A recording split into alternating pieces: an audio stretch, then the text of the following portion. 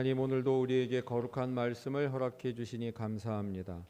성서일과에 따라 오늘 야고보서 2장의 말씀이 우리 공동체 위에, 우리의 심령 위에 하나님의 말씀의 씨앗이 떨어져 100배, 60배, 30배의 결실을 맺게 하옵소서.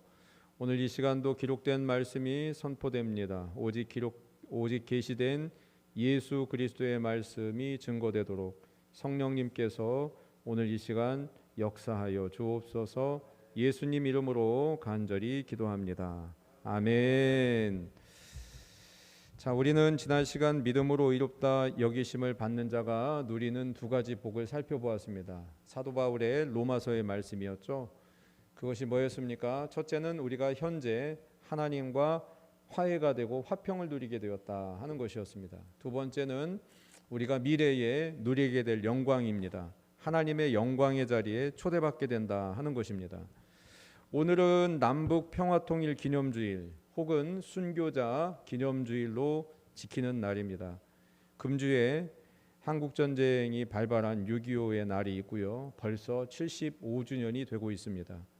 오늘 본문을 통해서 우리는 평화를 실천하는 그리스도인이라고 하는 주제로 여러분들과 함께 말씀을 증거하고자 합니다.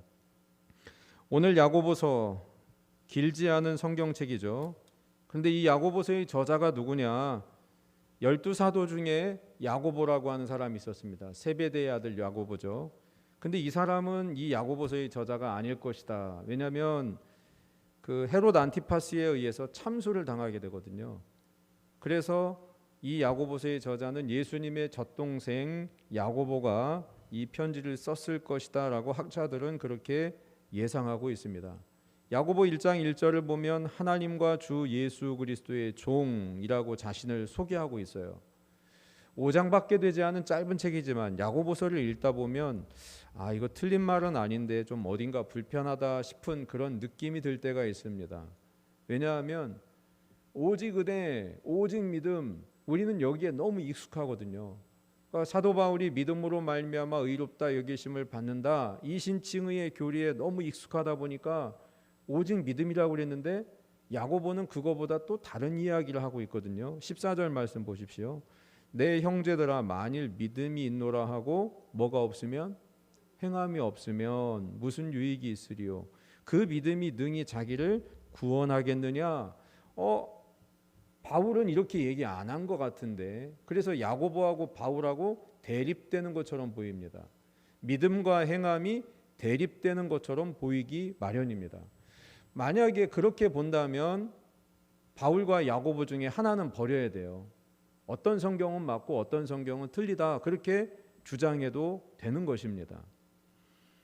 그럼 말이 안 되죠. 왜냐하면 하나님의 말씀은 1.1획도 변함이 없는 것이고 더해서도 안 되고 빼서도 안 되는 거지 않습니까? 우리가 세기사 시간에 중세의 천년을 뭐라고 배웠어요? 암흑기라고 배웠습니다. 중세를 언제부터 언제까지 시기를 나눌 거냐, 학자들만의 의견이 좀 분분합니다만은 초대교회, 초기 그리스도교의 박해 시절을 끝나고 로마가 기독교도 여러 종교 중에 하나라고 인정을 해줍니다. 그러다가 나중에 기독교를 국교로 만들어버려요. 그래서 그 국교가 된 이후부터 쉽게 말하면 인간이 태어나자마자 그냥 자연스럽게 그리스도인이 된 겁니다. 그리고 죽어서도 장례를 지낼 때 미사를 통해서 그리스도인으로 죽게 되는 것이죠. 그러니까 나면서부터 죽음까지, 요람에서 무덤까지 그렇게 살던 중세의 천년의 시간을 과연 암흑기라고 매도할 수 있을까? 암흑기만은 아니었겠죠. 그러나 물론 그 종교개혁이라고 하는 개신교가 태동하기 직전 중세교회의 타락이 극에 달했다고 하는 것은 우리가 잘 알고 있는 사실입니다. 대표적으로 면벌부 이야기가 있죠. 가톨릭은 지금도 천국과 지옥 사이의 중간지대인 연옥을 믿습니다. 그래서 이 연옥에 가 있는 영혼들이 천국으로 올라갈 수 있는 방법이 있는데 그게 뭐냐?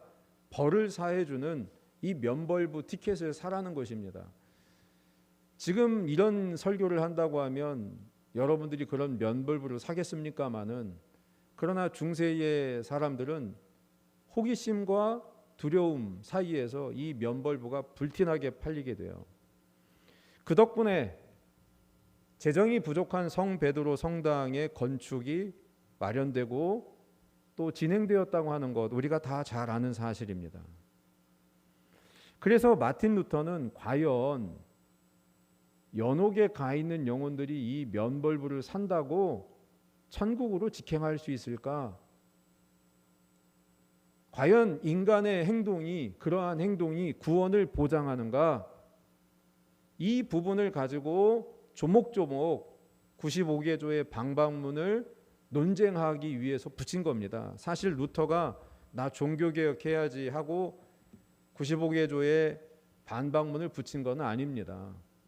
때마침 구텐베르크의 인쇄술이 발달했고, 그리고 이 95개조의 반박문이 유럽에 급속도로 퍼지게 된 거예요. 사실 루터 이전에도 교회가 이래서는 안 되지 하면서 정화를 위해서, 개혁을 위해서 목소리를 높였다가 화형당하고 죽어갔던 사람들이 있었던 겁니다.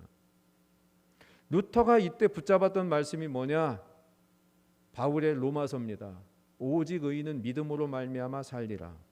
그래서 오직 믿음, 오직 은혜, 오직 성경, 오직 그리스도, 오직이라고 하는 말을 루터는 강조한 것입니다. 왜 그렇게 했느냐? 인간의 행동이 과연 구원을 보장하는가? 면벌부를 사는 것이 과연 우리가 구원받게 될 수 있을까? 그런 인간의 행동들은 구원의 조건에 상관이 없다는 것이었어요. 그래서 오직 믿음, 오직 믿음. 그러다 보니까 루터가 오늘 우리가 보고 있는 이 야고보서를 폄하하기 시작했습니다. 지푸라기 서신이다. 지푸라기가 무슨 소용이 있겠어요? 그래서 루터는 야고보서를 지푸라기 서신으로 분류하면서 격화시켰던 것입니다. 물론 루터의 심정이 이해는 가지만 제가 서두에서 말씀드린 대로 우리에게 주어진 하나님의 말씀은 1.1획도 버려서는 안 되는 것입니다. 야고보와 바울을 마치 대립의 구도로 믿음과 행함을 이분법적인 사고로 보는 것은 예나 지금이나 부주의한 것입니다. 사실 바울도 그렇고 야고보도 그렇고 강조점이 믿음과 행함, 이렇게 강조점이 있을 뿐이지 둘 다 같은 방향을 바라보고 같은 이야기를 하고 있다는 것입니다. 무슨 얘기냐? 바울이 왜 오직 믿음을 강조했습니까? 그 오직 믿음은 예수 그리스도를 처음 믿기 시작한 사람들에게 주신 말씀이에요. 여러분, 우리가 구원은 뭘로 받아요? 행함으로 받는 거 아닙니다. 우리가 무슨 공로가 있어서 받는 게 아닙니다. 구원은 예수 그리스도를 믿는 믿음으로 출발하는 것입니다. 맞습니까? 오늘 우리가 무슨 자격이 있어서 구원받은 거 아닙니다. 그것이 시작이에요. 그것이 맞는 얘기입니다. 그런데 그렇게만 강조하다 보니까 예수를 믿은 이유, 세례받은 이유, 우리가 직분받은 이유 아무것도 안 해도 된다. 그런 잘못된 생각들이 들어가기 시작한 것이죠. 그래서 야고보는 바울의 주장을 비판한다기보다는 그에 대한 오해를 교정하려는 의도가 더 크다. 그래서 바울과 야고보는 대립된 것이 아니라 결국 같은 이야기를 하고 있는 것입니다. 야고보는 바울의 대척점에 있는 것이 아닙니다. 바울의 교리가 초기 그리스도인들에게 필요했던 것이라면 야고보의 말씀은 그리스도를 믿은 이후 교회를 다니면서 직분을 받은 저와 여러분에게 어떻게 사는 것이 믿음에 부합한 것인지를 설명하고 있는 것입니다. 모든 글은 상황을 배경으로 한다라는 말이 있습니다. 어떤 말을 하거나 글을 쓸 때 그 사람이 경험한 그 상황 때문이죠. 야고보가 경험한 현실은 교회 안에서 믿음을 내세우면서 믿음에 알맞지 않게 사는 사람들이 적지 않았다는 것입니다. 오히려 행함을 거부하는 것이 바울이 전해준 복음에 합당한 그리스도인의 처사라고 생각했던 것이죠. 사실 바울이 그런 사람들을 본다면 놀랄 노자 아니었겠습니까? 그래서 오늘 야고보는 바울의 주장을 보충하면서 오늘 말씀을 이렇게 이어가고 있는 거예요. 자, 15절부터 보십시오. 만일 형제나 자매가 헐벗고 일용할 양식이 없는데 너희 중에 누구든지 그에게 이르되 평안히 가라, 덥게 하라, 배부르게 하라. 이 쉽게 말해서 뭐예요? 말로만 하는 거죠. 그 몸 쓸 것을 주지 아니하면 무슨 유익이 있으리요? 무슨 설명이 필요합니까? 설명이 필요 없을 정도로 맞는 이야기죠. 맞는 이야기인데 굉장히 불편합니다. 왜? 17절에 이렇게 말합니다. 이와 같이 행함이 없는 믿음은 그 자체가 죽은 것이라. 아니, 오직 믿음, 오직 믿음, 오직 믿음. 그래서 믿음으로 산다고 살았는데 야고보는 행함이 없으면 그 믿음이 가짜고 헛것이고 죽은 것이라고 말하고 있기 때문이죠. 누군가가 믿음이 있는지의 여부를 어떻게 알 수 있습니까? 그 사람이 어떻게 행동하는지를 보고 아는 것입니다. 마치 나무의 열매를 보면 그 나무가 사과나무인지 배나무인지를 알 수 있듯이 그 행동을 통해서 그 사람의 믿음을 알 수 있다는 것이죠. 그래서 거듭거듭 강조하는 이야기지만 바울과 야고보는 믿음과 행함을 분리한 것이 아닙니다. 믿음과 행함은 같이 가는 것이라는 것이에요. 그래서 18절에 이렇게 말하죠. 어떤 사람은 말하기를 너는 믿음이 있고 나는 행함이 있으니 행함이 없는 내 믿음을 내게 보이라. 나는 행함으로 내 믿음을 당신에게 보여주겠소 하는 것입니다. 믿음과 행함은 분리된 것이 아니라 동전의 양면처럼 함께 가는 것입니다. 특별히 우리의 행동이 누구에게 영향을 미칠까요?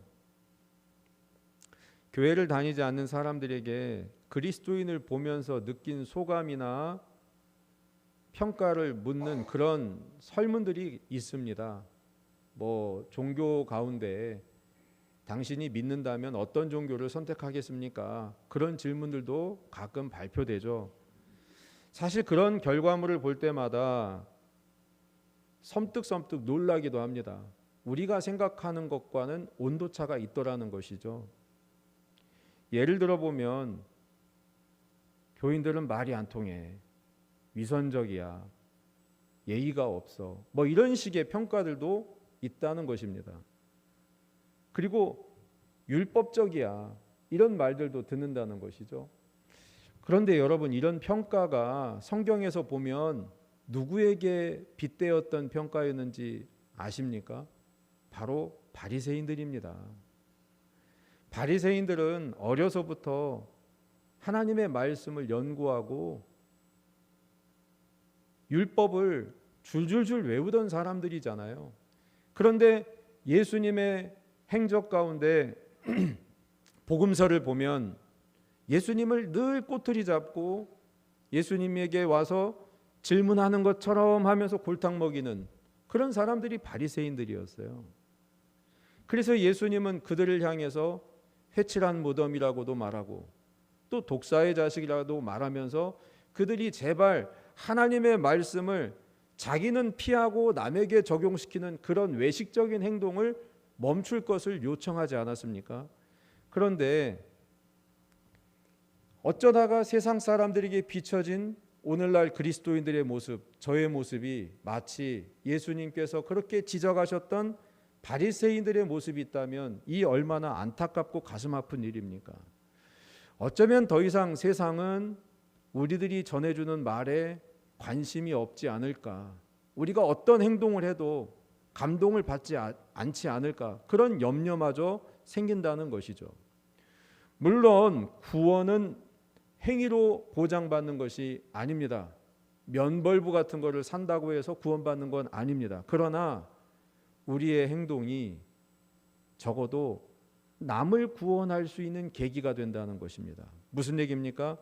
사람들이 그리스도인 된 저와 여러분의 삶을 보고 하나님이 살아계심, 그리고 그리스도께서 강조하신 사랑이 무엇인지를 깨달을 수 있는 통로가 된다는 것입니다. 로마서에서 오직 믿음만을 강조했던 것처럼 보였던 바울마저도 고린도전서에서 뭘 얘기합니까? 천사의 말을 한다 할지라도 사랑이 없으면 아무 소용이 없다고 말하지 않았습니까? 여기서 사랑이라고 하는 것은 그저 탁상공론, 관념적인 사랑이 아니라 사랑의 실천을 말하는 것입니다. 그러니까 바울도 믿음과 행함을 분리해서 말하고 있지 않는 거예요. 마찬가지로 야고보서도 바울과 동일한 입장에서 그리스도인의 신앙과 그 가치가 말과 구호에 있지 않다는 것입니다. 단순히 말하는 것이 아니라 행동해야 된다는 것이죠. 실천이 없는 구호는 헛것이고 행함이 없는 믿음은 죽은 것이다. 자극적인 표현을 하고 있지만 그러나 우리에게 분명한 깨달음을 주고 있지 않습니까? 부뚜막에 소금도 집어넣어야 짠 것처럼 기도합시다 외치지만 말고 기도하면 됩니다. 사랑하자고 구호를 외치지 말고 할 수 있는 것부터 사랑하면 되는 것입니다. 그래서 우리가 믿음의 조상이라고 알고 있는 아브라함을 야고보는 21절에서 이렇게 재해석하고 있어요. 21절 보세요. 우리 조상 아브라함이 그 아들 이삭을 제단에 바칠 때에 뭐로? 행함으로. 여기 믿음으로라고 안 써 있죠. 행함으로 의롭다 하심을 받은 것이 아니냐. 아브라함이 아들 이삭을 바칠 때 그것이 믿음으로 바쳤다라고 해석하는 사람도 있지만 야고보는 그것이 믿음 있는 행동이었다는 거예요. 믿음 있는 행동. 오늘 이 말씀이 우리에게 왜 필요한 말씀입니까? 여러분 각자에게도 적용시켜 보시고 저는 특별히 오늘 6.25 75주년을 맞이한 우리 대한민국에 이 말씀이 어떤 의미가 있을까? 우리나라는 세계 유일한 분단 국가입니다. 한국에서 평화를 모색한다고 하는 것은 결코 말과 구호로 끝날 문제가 아닙니다. 여차하면 전쟁 시나리오를 다시 되돌리고 그것을 염두에 두고 있다면 우리는 다시 75년 전으로 돌아갈 수도 있습니다. 6.25 전쟁은 숭고한 희생이 많았습니다. 그들은 말로만 나라를 지킨 것이 아니에요. 평화만 외치고 돌아다닌 게 아닙니다. 혹시 영화 포화 속으로라고 하는 영화를 보신 적이 있습니까? 이 영화는 실화를 바탕으로 71명의 어린 학생들이 자신이 배운 충효의 가치를 실천하고자 풍전등화와 같은 이 대한민국을 위해서 그들이 포항 여중에서 참전하고 산화한 사건을 기록한 영화입니다. 사실 학생들이 뭘 알겠습니까? 총을 쏘는 것을 배워봤겠습니까? 뭘 알겠어요? 그런데 남한은 이 북한군과 이 포항 여중에서 싸우다가 죽은 것입니다. 어디 이런 어린 학생들 뿐이겠습니까? 유엔 연합군 16개국이 우리나라를 도왔습니다. 그리고 6개국이 우리나라의 의료를 지원했습니다. 먼 타국에서 생면부지 남의 나라에서 평화를 실천하며 자그마치 15만 1129명이 사상을 하였습니다. 우리나라 사람들 말고 우리나라에 참전한 외국인들을 말하는 겁니다. 학도병이든 연합군이든 그들은 평화의 가치를 몸소 실천하신 분들입니다. 내가 희생을 당하지 않을 거라고 평화를 가볍게 여기고 함부로 전쟁을 이야기할 수 있겠습니까? 민족 상잔의 비극, 전쟁이 없기를 바라는 마음은 이것은 이념을 떠나는 문제 아니겠습니까? 지금도 각 여러 나라에서 예상할 수 없는 전쟁들이 일어납니다. 러시아, 우크라이나 쉽게 끝날 줄 알았는데 그리고 어떤 사람들은 절대 전쟁이 일어나지 않는다고 호언장담했습니다. 이란, 이스라엘 마찬가지고요. 각기 나름의 명분과 실리를 가지고 전쟁을 일으킵니다. 근데 이거 끝내는 것도요 쉽지 않더라고요. 2001년 9.11 테러가 있었을 때 제가 당시 석사 논문을 준비하면서 과연 전쟁과 이 폭력을 어떻게 바라봐야 될까 공부를 한 적이 있습니다. 기독교 윤리에서는 전쟁을 크게 세 가지 입장을 놓고 봅니다. 첫 번째가 성전론입니다. 이건 하나님이 일으킨 전쟁이라는 거예요. 종교의 이름으로 전쟁의 당위성을 주장하는 걸로 대표적으로 십자군 전쟁이 있습니다. 근데 이 십자군 전쟁, 하나님의 이름으로 전쟁을 일으킨다. 이게 사실 우리 안에서는 부끄러운 전쟁사 아니겠어요? 지금도 성전, 십자군 전쟁 일으켜야 한다고 하는 주장을 펼친다고 하면 호응받기는 상당히 어려울 겁니다. 두 번째로 폭넓은 지지를 받고 있는 것이 정당 전쟁론이라는 것이 있습니다. 상대방이 폭력을 가하면 어쩔 수 없이 우리도 거기에 응해야 된다는 거예요. 그런 전쟁은 정당하다는 것입니다. 그러나 여러분, 아무리 정당한 전쟁이라고 할지라도 전쟁은 최후의 수단이라고 하는 점을 간과해서는 안 된다는 거죠. 마지막으로 평화론이 있어요. 평화. 너무 진부한 얘기처럼 들리죠. 너무 뻔한 얘기처럼 들리죠. 그러나 생명의 희생이 나와 상관이 없다는 사람에게는 평화, 진부한 얘기처럼 들릴 겁니다. 그러나 우리가 과거 6.25와 같은 전쟁 상황에서 정의를 위해서 부득불 싸우고 의로운 희생이 필요한 그런 과거의 전쟁이었다면 지금은 평화의 가치를 지키고 평화를 실천해야 될 때가 아니겠습니까? 그러므로 그리스도인은 폭력을 행사하는 세력이나 전쟁을 옹호하는 그런 발언에 쉽게 부안해동할 수 없는 것입니다. 왜 그렇습니까? 그리스도인은 이미 전쟁의 아픔을 겪은 이웃들을 적극적으로 돌보고 보듬는 일을 마땅히 해야 되는 것이기 때문입니다. 그리고 무엇보다도 예수님을 따르는 우리들은 예수님이 이 땅에 평화를 주시기 위해 오신 분이라고 하는 것을 믿기 때문이죠. 그러므로 평화를 위해서 기도하고 전쟁과 폭력에 동의하는 내 모습이 발견된다면 나부터 먼저 회개해야 되는 것 아니겠습니까? 예수님께서 친히 가르쳐 주신 평화에 걸맞는 인격을 형성해 나가야 된다는 것이죠. 평화, 진부하고 비현실적인 이야기처럼 보일지 모르지만 그 평화가 깨지는 순간 그 누구도 예상할 수 있는 인생은 아무도 없다는 것입니다. 순교자 기념주일, 그리고 남북 화해주일, 또 교단마다 6.25 전쟁 기념주일로 지키고 있는데요. 오늘 저와 여러분에게 평화는 말과 구호가 아니라 실천으로 가능하다는 것입니다. 전쟁의 칼과 창은 거두고 쟁기와 보습을 만드는 삶으로 우리의 삶의 자리 속에 주님 주시는 평화가 가득한 저와 여러분의 삶이 되기를 기도합니다. 그리고 그 평화를 실천할 수 있는 그리스도인이 되기를 주님의 이름으로 소망합니다. 오늘 우리에게 주신 말씀을 마음에 담으시고 잠시 묵상하고 거두어 드리겠습니다.